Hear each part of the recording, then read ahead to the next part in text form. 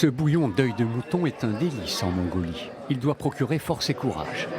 Oui, le dégoût est bien une émotion qui peut nous submerger. Un peu plus loin, un vin de souriceau chinois, une boisson énergisante.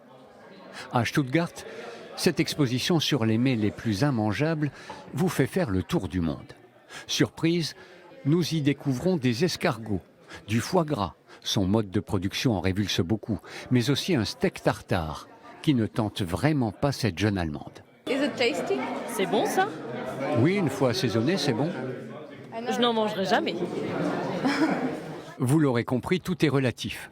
Si les vers à soie sont très appréciés en Corée, au Pérou, on leur préférera les grillades de cochon d'Inde.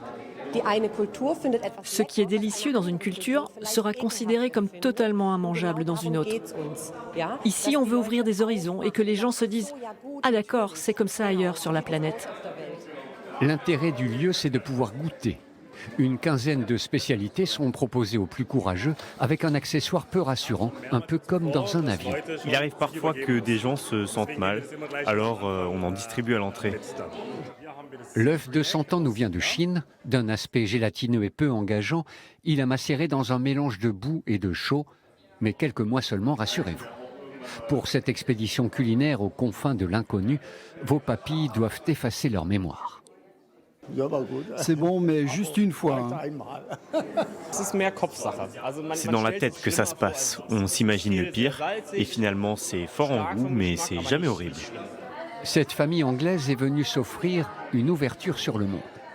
Le surströmming suédois est un hareng mariné qui a une très forte odeur.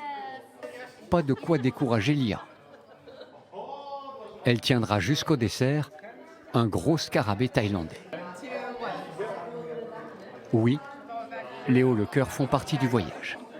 C'est important d'essayer.